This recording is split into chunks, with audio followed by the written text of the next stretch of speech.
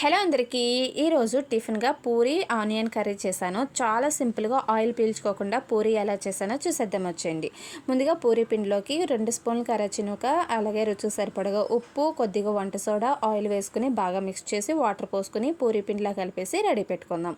ఇప్పుడు onion curry కోసం stove వెలిగించి పెనం పెట్టి ఆయిల్ వేసుకుని జీలకర్ర, ఆవాలు, శనగపప్పు, మినపప్పు, ఎండుమిర్చి వేసి తాలింపు వేగిన తర్వాత ఉల్లిపాయ, పచ్చిమిరపకాయలు వేసేసుకుని బాగా మిక్స్ చేసుకుని ఇందులోనే కరివేపాకు, ఉప్పు, పసుపు వేసి బాగా మిక్స్ చేసి మూత పెట్టి మగ్గపెట్టుకుందాం. ఉల్లిపాయలు బాగా మగ్గిన తర్వాత వాటర్ వేసి మరిగే లోపల శనగపిండిలో వాటర్ వేసుకుని ఉండలు లేకుండా కలిపేసుకుని ఇప్పుడు ఆ వాటర్లో వేసేసి ఒక 5 మినిట్స్ ఉడికిచ్చేసి పక్కన పెట్టుకుందాం. ఇప్పుడు డీప్ ఫ్రై సరిపడా ఆయిల్ వేడి చేసుకుని పూరి పిండిని పూరిలా ఒత్తేసుకుని చక్కగా ఫ్రై చేసుకుందాం. చూసారు కదా ఎంత బాగా పొంగినాయో. కరాచీ నూక వల్ల ఆయిల్ కూడా పీల్చుకోదు, క్రిస్పీగా చాలా బాగుంటుంది.